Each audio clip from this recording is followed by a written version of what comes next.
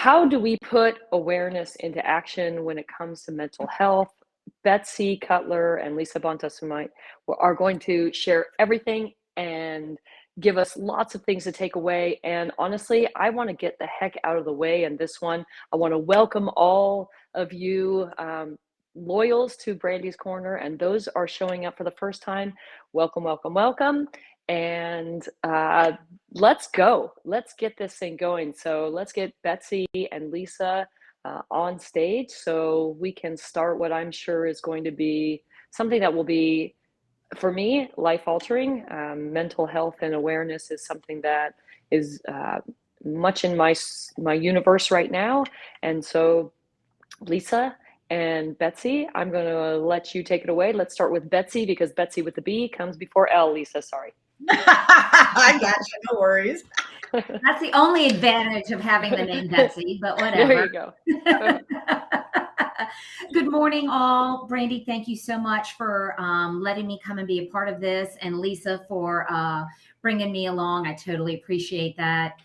So what I currently do, I am currently in a new position at the United Soccer League. My title is Senior Director of Player Welfare and Safeguarding. And as part of that, we include all sorts of different pieces and looking at our players and our coaches in a holistic way, so that we can provide overall, of course, safeguarding, as well as how can we meet the needs of our athletes in an overall holistic way. And so that's what I'm doing. My background is I was CEO and still CEO of my own private company, which is Cutler Wellness Programs. What we do is we do athlete, mental health, education, and consulting. We go into different clients and we help them look and see what kind of processes, what kind of programs they have, education, and kind of vet to see what they may need to really meet the needs of their coaches and athletes. So that's kind of how my background came about. And I've been doing that for 4.5 years now. And now I find myself doing the same thing at the USL, and thrilled and excited to bring my expertise to this amazing organization going forward. Awesome. Thank you so much, Betsy. I appreciate all of that, and all of your expertise and knowledge, I'm sure, will be very helpful today. Lisa? Yes, thanks, Brandi. I appreciate being here with you, Rachel, and all the team at Women in Soccer, doing all kinds of great stuff, especially this month. Always advocates for mental health, which I can't appreciate enough. I am the mental performance coach at the Oakland Roots Sports Club, working with the first team. This is my 3rd season with them. It's amazing to impact these guys as humans and as players, which is an important holistic approach that we take.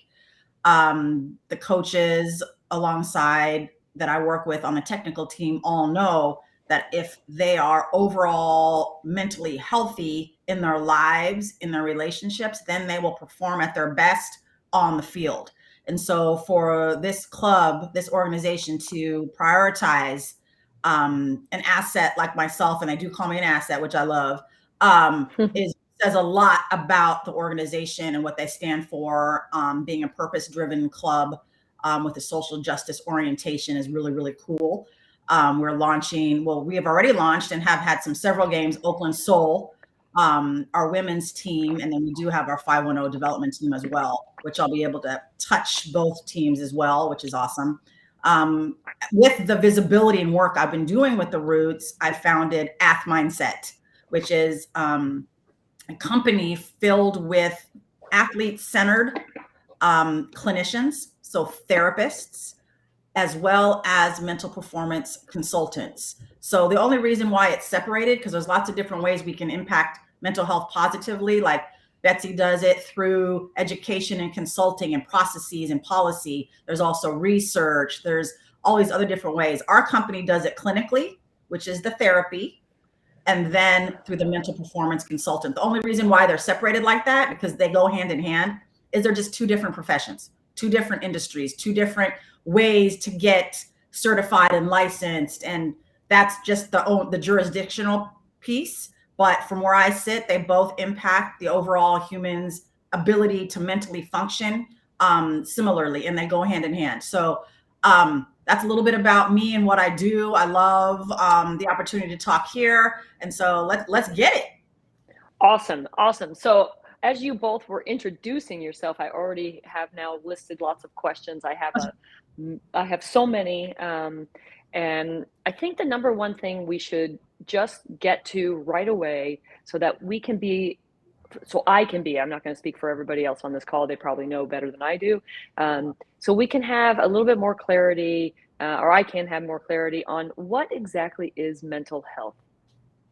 How do we define that? And what does it mean when we're speaking about it in our circles, wherever it is that we are? And is it different in sport than it is in everyday life? If you two can kind of riff on that, that would be great. That's an inside joke, everybody. We were talking about how Lisa and Betsy are good at riffing. So yes, we are. Betsy, do you want to start and I'll fill in, or do you want me to start? I'll start. I mean, when I give my seminars to our clients, this is what I say, is that mental health is three things. It's how you feel, it's how you act, and how you interpret, things that are going on in your world and how you respond to them. And is it a little different between athletes and the general population? Absolutely. And maybe Lisa, if you want to take it from there, maybe what are the differences between our gen population and maybe some of the additional things that our athletes struggle with? Yes, for sure. No, it's a great opening. Thanks, Betsy. I think, mental health simply, if we're talking to the youth, collegiate, or professional athlete, it's, how you think, feel, and behave. And that how you think determines how you feel, then determines how you behave, right? And so so if we're thinking negatively, which often is the case because we're humans and our brain is archaic, we're going to feel negatively and then act in a negative way, right? So what's important to know is that we can shape how we think. We have control over that. I want to say it again. We have control over how we think. If we wake up one day and like, today's going to be a bad day, we can stop and be like, what? No, it's not. I am going to move as if this is a good day. I'm going to think that it's going to be a good day. So then I'm going to feel better about myself in my day, and I'm going to behave accordingly. It's also how we bring in tools and skills to cope with stressors in our lives, right?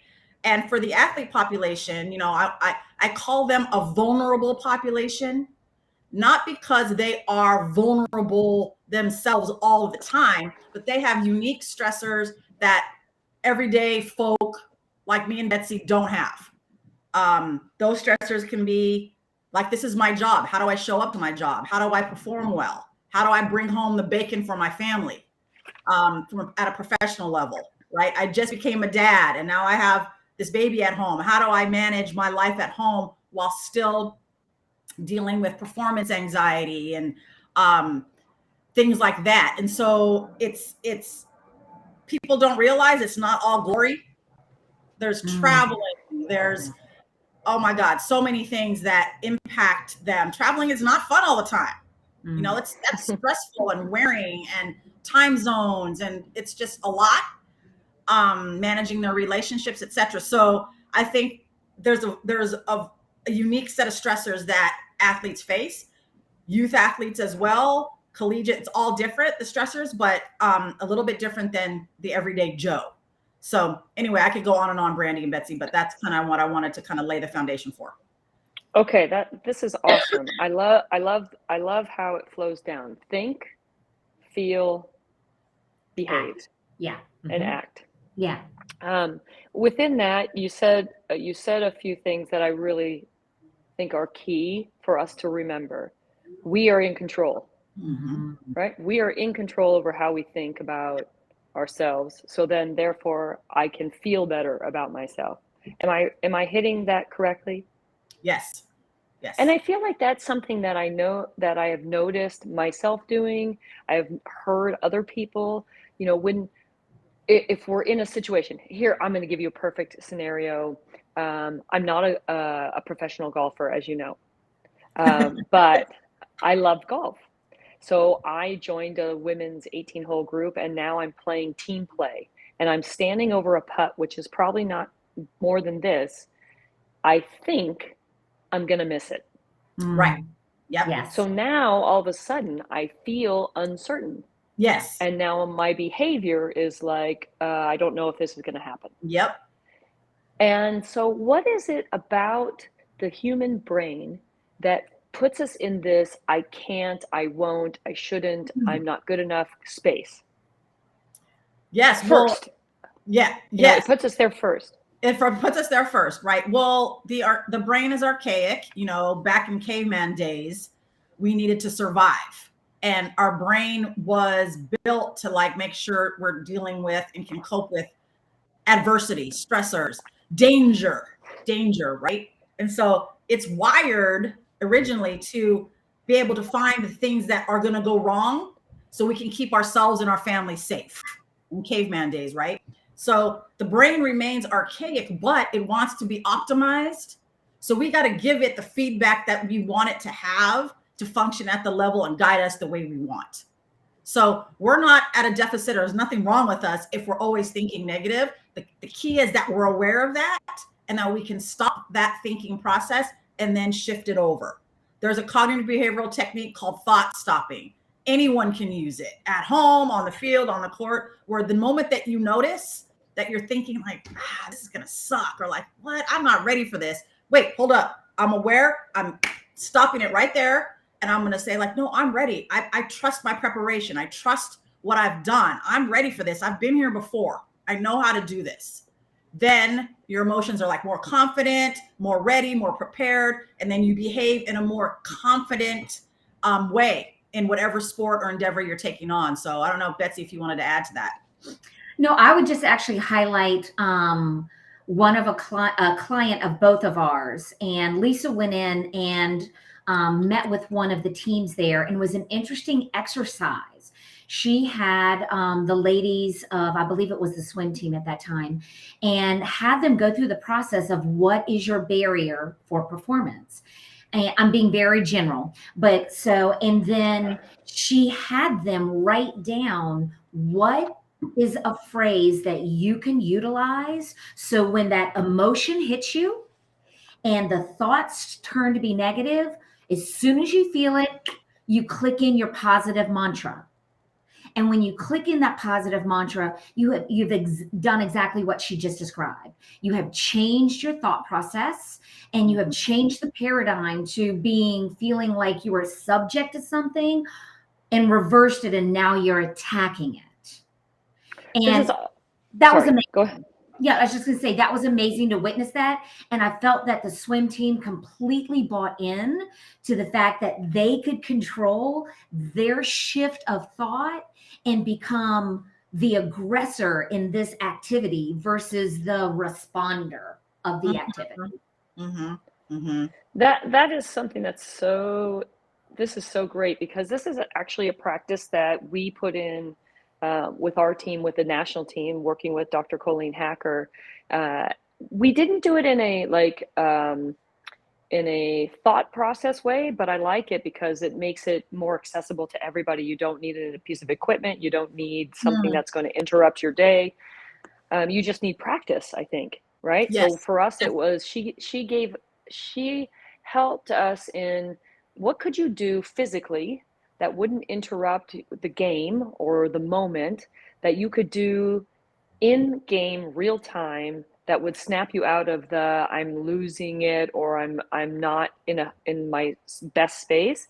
And that was really helpful, I thought. You know, it allowed people to choose their own action. So for me, it was pulling my ponytail tighter. For Julie Foudy, it was snapping a little rubber band on her wrist. For Shannon McMillan, it was pulling up her socks. Yes. And those were just reminders that we're actually in control, and that we can do this. I think so many great, hopefully everybody at home is taking notes furiously like I am. That's the way I remember things better. But I love this. Awareness, you can stop the negative and turn it into the positive, to the I can do, I prepared, I'm capable.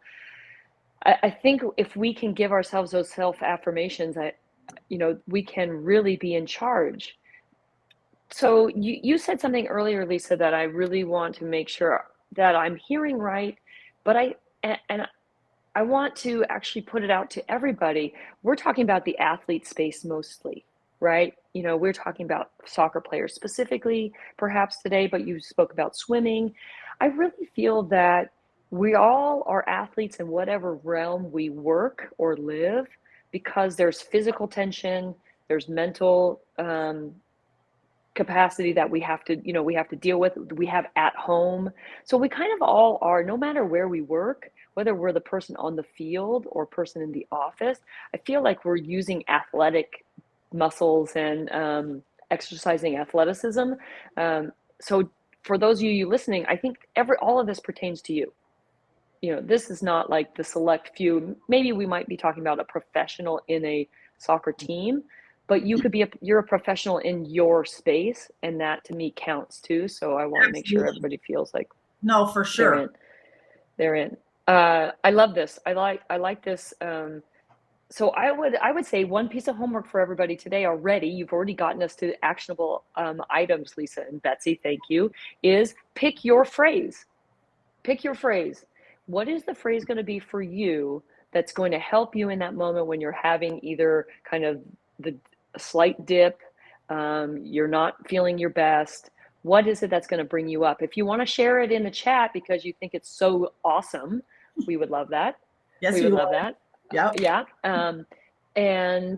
So thank you. Brandi, one thing I want to say though, Brandi, I want to say, like, people are going to be like, oh, like this is too woo-woo maybe, or this is like kind of granola, or this doesn't apply to me. Yeah. The thing is, this takes training and practice just like any physical skill. Mm-hmm. You're not going to go out there and say, oh, I want to juggle 100 times and then go do it. You got to start with 5, then 10, 20, right? You got to build up your stamina and your physicality. So same with these mental tools that we're talking about today, these actionable items. It's not going to be this quick fix. So I don't want anybody to feel like, oh, if I just say the mantra like Brandi said that I should create, then I'm going to be all good. You got to stay committed to it too, just like your physical rigor. So that's important to say. And like when I work with my athletes, it's like, what's the mental training program? Okay, we're going to find your positive self-talk statement or affirmation or rooted thought or whatever. Then the training is, I'm going to write that once a day for the rest of the season, or I'm going to record myself saying it. I'm going to listen to it while I'm warming up, etc. Right? So we got to integrate it alongside the physical training, and not think it's just an add-on. Like this has to be integrated. So I love it. I love it. Absolutely. No doubt. If we don't exercise our muscles, they will atrophy. This is the same. Absolutely. Someone has put in the question, Brandi, what did you tell yourself? What was going on through your mind before you took the penalty kick? Thank God, not very much. Right. Honestly, we got to that point. I think we were so exhausted. It was 120 minutes in 115-degree heat. It was, we talk about stress, and I think you hit it on the head when you talk about, your brain and the stress, and we deal with danger. We talk about centuries ago, but really anxiety is something that could be positive. It's something that keeps us safe. Yes. It makes sure that we're aware of our surroundings. And so I think my surrounding at that time was, and thank goodness we had practiced narrowing the focus, right? Yep. So first the narrowing the focus. So you have this massive stadium, 90,000 plus, to just what are you doing in this moment? So I become really good at kind of canceling the noise. And then it was relying on the experience I had before. So I had gone one-on-one with this goalkeeper earlier in the year, and she did something to me that I'd never experienced before, which was, as I got the ball from the ref and I put it down and I stood up, she was standing right in front of the ball. And it was like two boxers in the middle of the ring. And she's a great character, great goalkeeper. She came to play in the WUSA right after this time. And she just smiled and winked, and I was like, what the hell is going on here? Like, this is so weird. And so even though I didn't feel like I had some kind of program or approach to this, I kind of subconsciously did. But when she did that, it kind of severed that. And Mm. so I was a little out of sort. And so this time I wasn't going to let her do that to me again. So the only thing really going through my head at that time was, don't look at the goalkeeper. Don't look at her. Don't give Mm. her that chance to do that again. Because everything else, no problem. I got that. But that was something. So lean on your experiences, and they will definitely help you in times when you're maybe feeling that you're getting a little, maybe you're wobbling. Lean on those experiences. And Brandi, you're talking about all Yes. kinds of different aspects of sports psychology in what you're talking about. I mean, narrowing your focus, focusing on what you want to do, like relying on your experience. I mean, if there's anybody out there at the youth level, collegiate or pro, like the only thing I would add to that a PK experience is taking a big breath. Like, yeah, that calms everything. The brain is like, oh, we're good, we're relaxed, we're cool, we're ready. And what is the connection for that, Lisa? What's the connection between the mental part and the physical part, the breath? Why does that do that? Yeah, the breath connects the mind and the body. It tells the brain that we're safe, that we're ready. It gives us a little bit of calming hormone. It slows the heart rate for us and gets us back into our performance mode or our zone, which I wanted to touch on, that anxiety piece. I know Betsy has some things to say about it too, is that we want to strive to be in our zone of optimal performance, and we need a little bit of anxiety to get there. We do need some nervousness and anxiety to get there. Everybody's different.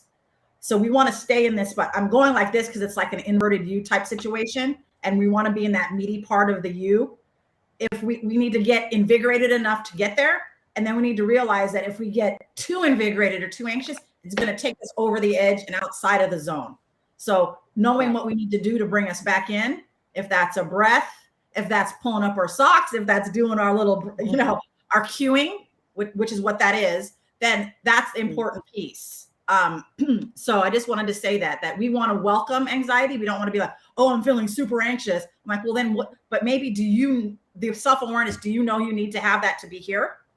Or is it going over the edge? And these are the tools you can do to get back there, type of thing. So I don't know, Betsy, you want to add anything to that? I mean, I would just say absolutely. I agree. It's that bell curve. When you're at the top of the curve is when you're optimal. And we can't discount anxiety, because exactly what Lisa said.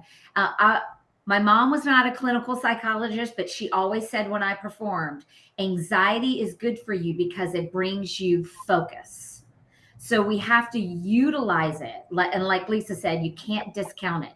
And it's that optimum bell curve. We want to be right at the top where we are utilizing the anxiety positively, but not allowing it to control our emotion. Yeah, I think this is also a valid piece to this conversation about how we give negative connotations to words, right? Like anxiety.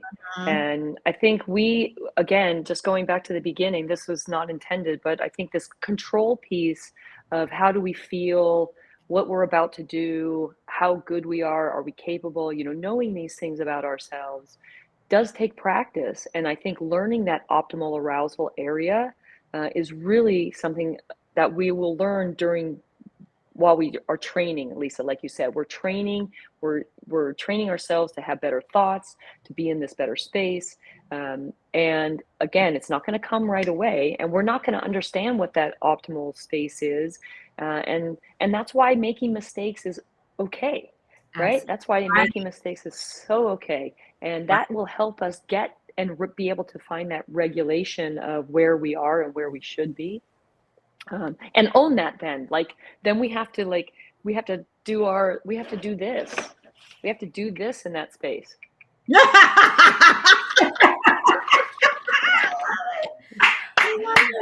was waiting for that, Brandi. I was waiting. Well, it's not happening in real life. I'm just telling you that right now. I'm looking at But the chat, Brandi, and I see Alexa Dobler from WISL, and she's talking about practicing tools when we're not in a heightened state. And I think that's important too. We don't wait till the anxiety is there or the over anxiousness is there. Oh, the training happens away from the moment. So if we go back to the PK, right? Imagery is a really, really good one that I like to use.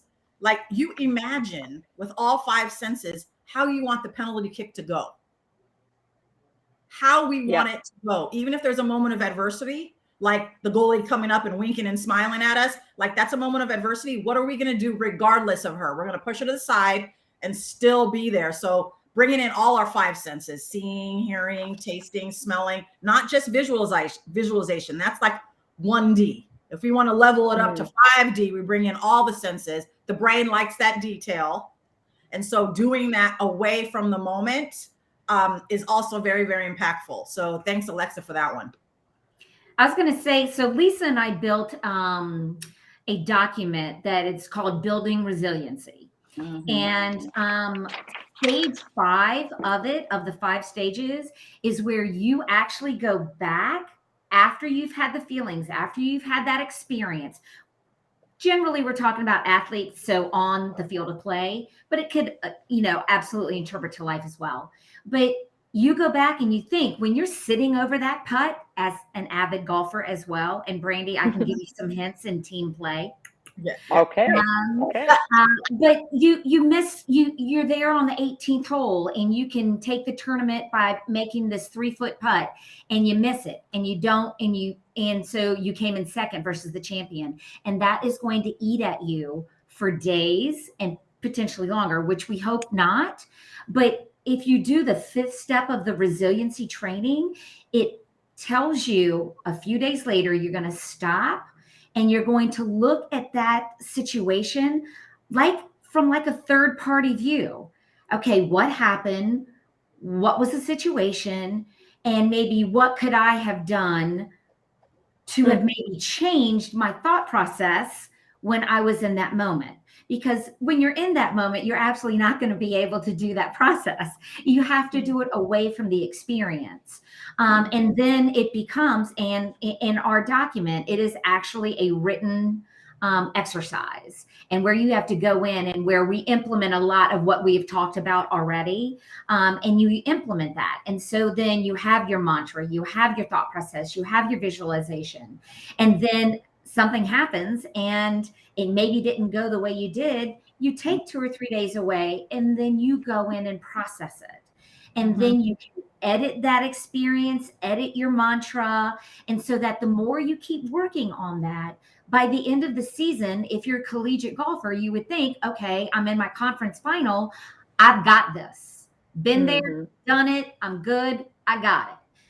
And like Lisa said, it takes time, but you have to incorporate all of those 5 pieces to really build your acumen when it comes to feeling that moment and being able to handle that moment. This is awesome. I'm looking in the chat and I'm like scrolling down and everything. I would just want to throw a big yes out to everything that's being shared in the chat. And there's a note here, Brandi. It says, Lisa, participant just texted me to describe box breathing. Can you touch on this? Okay, perfect. Go for it. Yes, I can, as a matter of fact. So can we practice it while we're talking about it? Yes. Okay. Yes. So what I've learned, and research shows, that intentional deep breathing is just as effective as any technique you want to call it, whether it's box breathing or not, right? This is a simple one though, and the intentionality behind it is important. I use box breathing where it's inhale for 4, stay for 4. I'm just going to describe it, then we're going to do it together. Then exhale for 4 and stay for 4 at the bottom. It can be 5, 7, 9, but I like the 4 because it's the same all the way around and it's intentional. So this is what one box can look like, right? This is what one box can look like.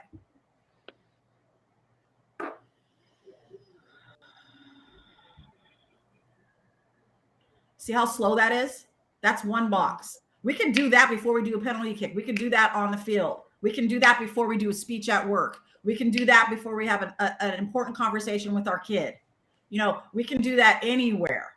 as a coach, we can do that before we deliver the coaching plan for the day, right?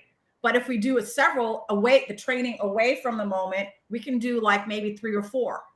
So let's practice that together. Just remember, in for 4, stay at the top for 4, exhale for 4, stay at the bottom for 4. Let's do 3 of those. Okay. Ready, begin.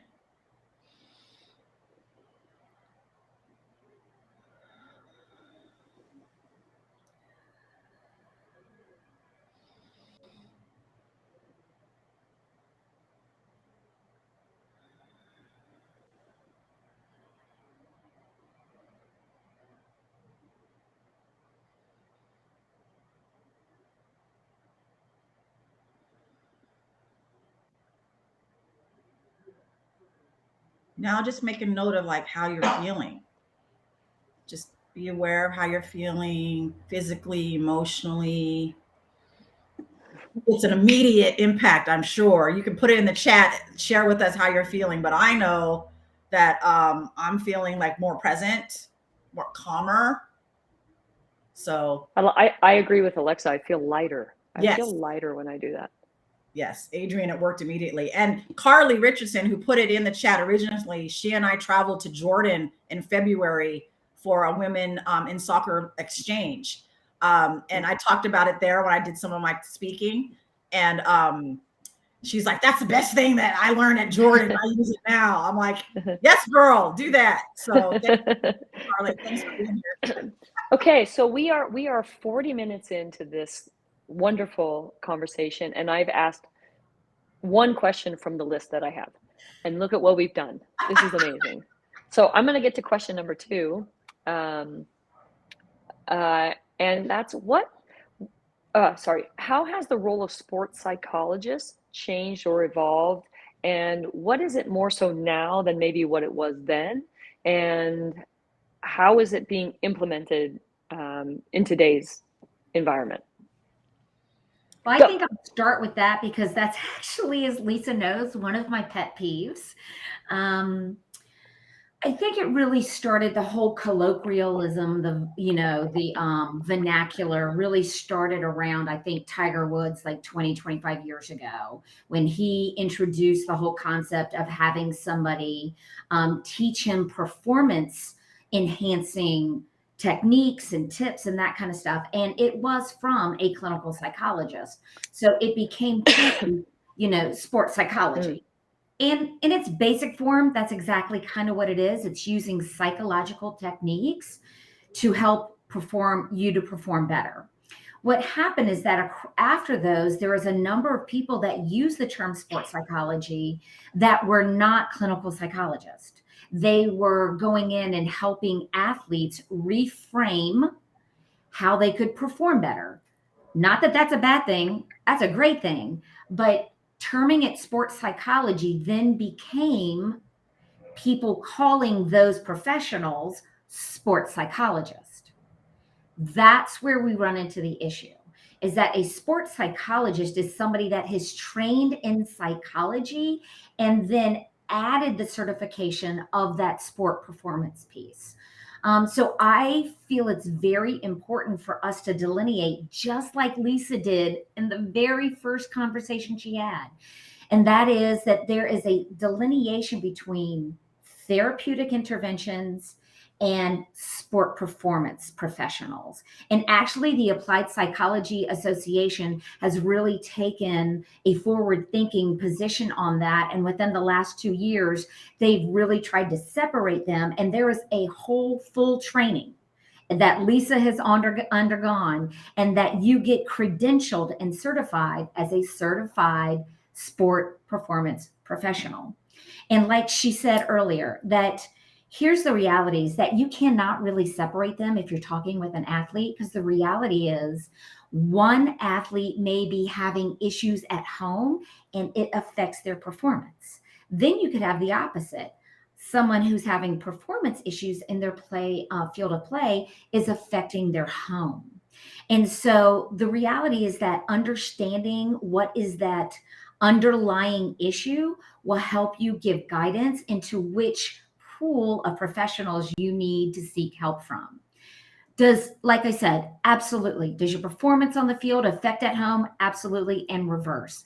Here's the awesome thing is that somebody like Lisa, who is trained and certified in both, and our clinical sports psychologist who are trained in both, is such a great, unique provider, because they can take it from both directions and help them cross over and mend both personal and professional and blend them so that they are holistically helping our athletes. So that's my soapbox, and I hope that explanation helped a little bit. Can you give your definition? I asked early at the top of this, what is mental health? And we've gone into, can you also give definition to holistic so we understand? I think that's a term that's thrown out there, like we all should know what it means, and maybe we don't. So can you just speak on that for 10, 15 seconds? I'm going to hand that to Lisa, because honestly, that is the core value of social work. And since she's an LCSW, I feel like that's the right way to frame it. So Lisa, I'm going to pitch it to you. Thanks, Betsy. I mean, I think holistic means that we treat the human in its different dimensions and identities. It's, athletes are more than just an athlete. They're more than just a performer. They're husbands, wives, parents, etc., activists, and that we want to make sure that we're touching all identities of a human being who performs, because to do just one is doing a disservice to the multidimensionality of a full human being. Okay. So that's kind of like the working definition, that we're going to approach the athlete from all the dimensions, all the identities, from a holistic, so whole versus part kind of approach. Awesome. Thank you for that. Is age something that we can use as we should do it earlier? We should learn about mental health and mental health skills and the tools that you've been talking about at an earlier age. Would this be beneficial? Is this something that is being talked about? We're talking about professionals, which means now we're way down the line in maybe development and understanding, and what does age have to do with any of this? If you have any kind of comments about that. I am raising a teenager, so obviously it's very important for me. Yes.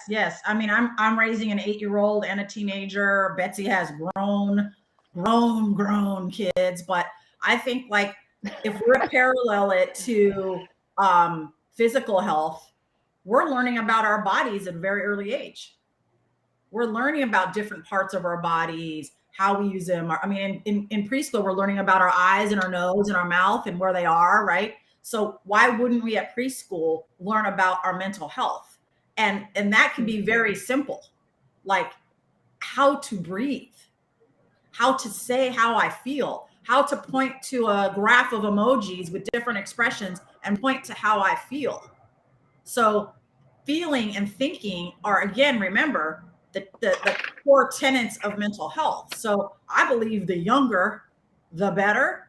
I think when my son, when he's 8 now, but when he was younger, and we still do it, when he's having a little bit of a meltdown because he's overtired or hungry or something and can't focus and is I'm frustrated, starts crying, right? I just go to him and I just come in, hey, baby, look in my eyes. Let's breathe.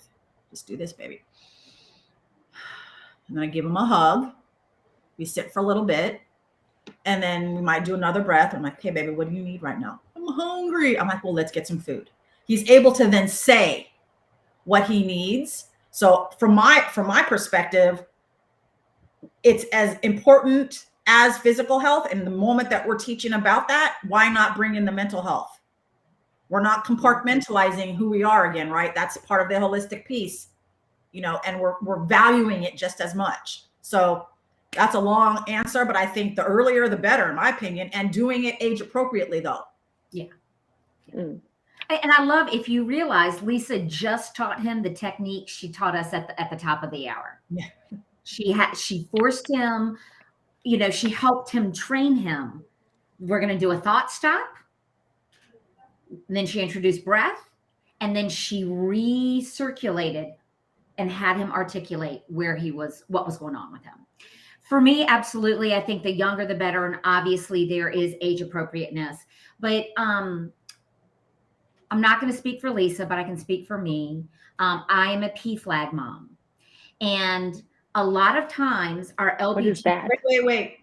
Do PFLAG mom. And I can say I'm also a PFLAG mom, but like, go ahead, T. Go ahead and break that down. It's parents and allies for the lesbian, gay, Q plus community. So I am a parent. And so I usually just say I'm a PFLAG parent. And they're usually, it can happen very early, but definitely when puberty comes on is when they really start digging into who they are, what is their sexuality. And if we are not offering them the opportunity to understand what is mental health and provide for them a safe place, that it's okay to have that conversation, and you may be second guessing who you are as a human being, that if we introduce those wellness and mental health overall generalized topics, then when it gets to the nitty gritty, we have at least armed them with some way of communicating, I'm not well and I need help.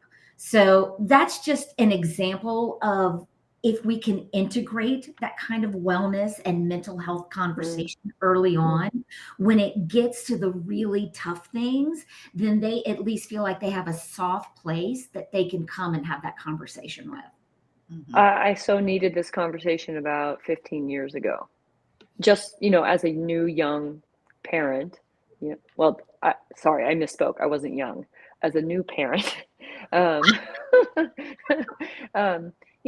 just how do you, I think you want to get ahead of things, right? This is how I see things. And when in coaching, it's like, you don't want to see the problem then go, oh crap, how do I fix it?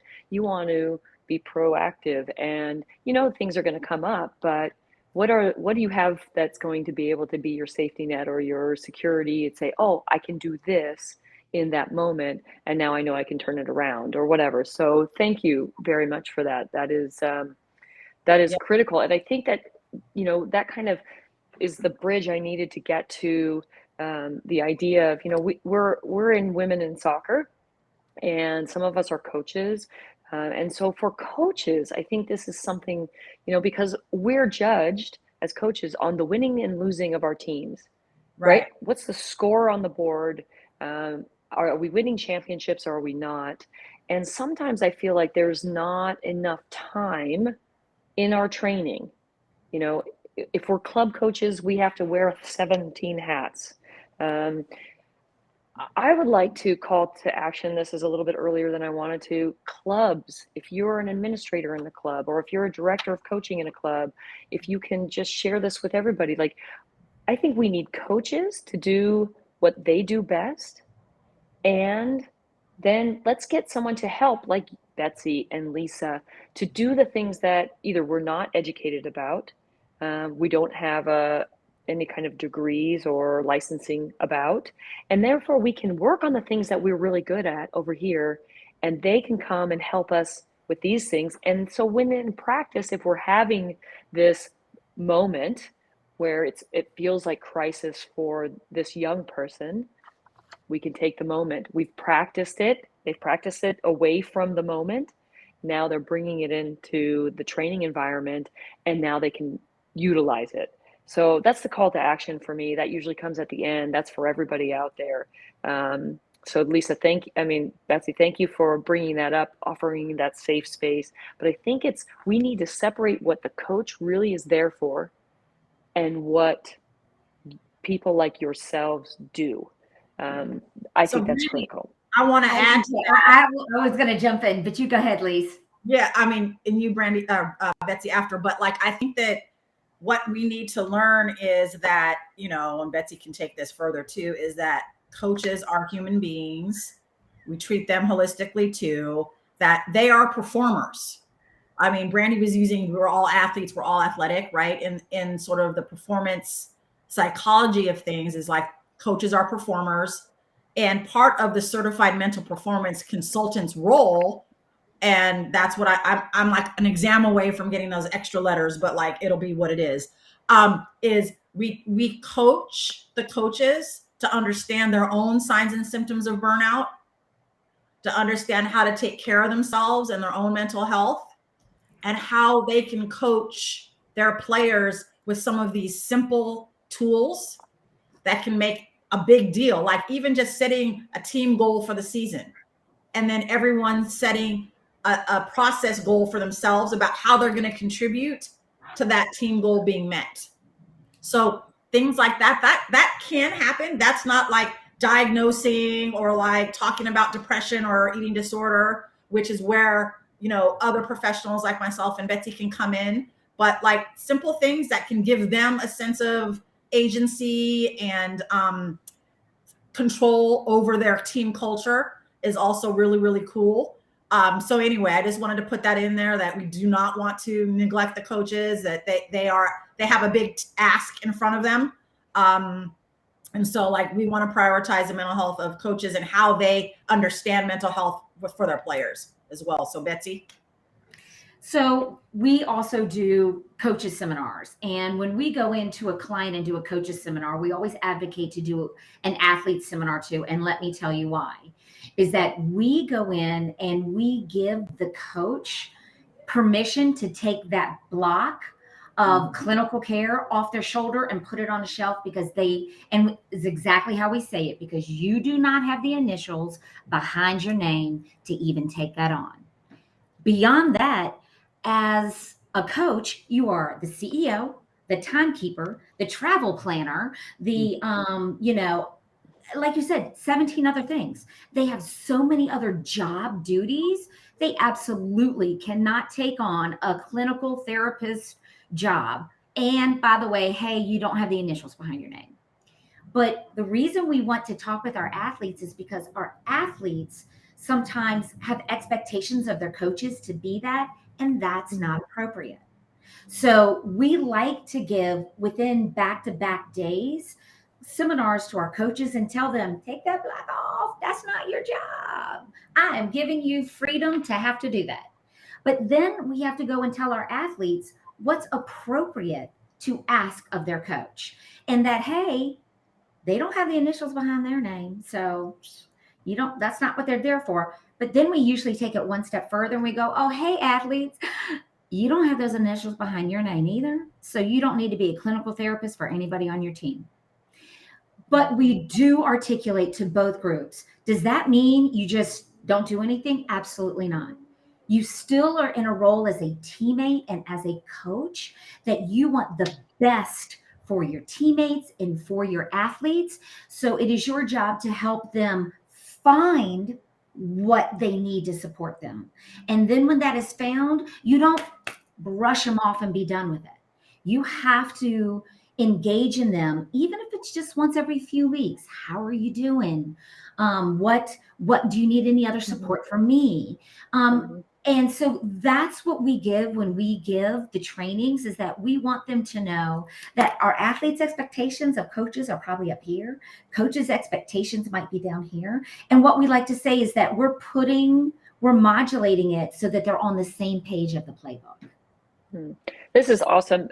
There's a lot of comments in the chat, and I appreciate these. Alexa, Courtney, Natalie, Nikki. I think youth sports, obviously, the landscape has become so huge, right? So many kids participating at so many levels. I think Natalie was talking about how, we see that parents on the sideline, they want their kids to win, and, that it has become kind of this obsession, and it's getting worse. It's getting worse. And I loved what Nikki then said. Well, Nikki said it before, actually, about we should actually, as club directors, or if we sign up for a club, we should get this kind of awareness, right? This mental space awareness, this mental skills training.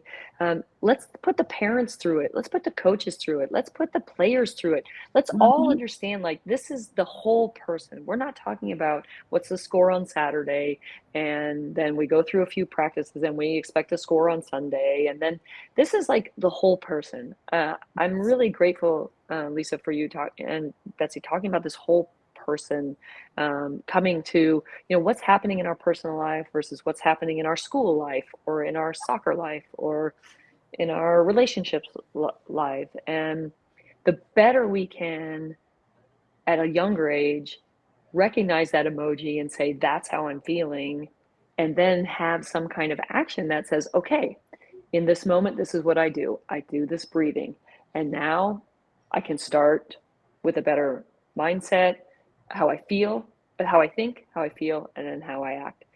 Mhm. This is really, I think, I don't want to say it in a way that seems easy.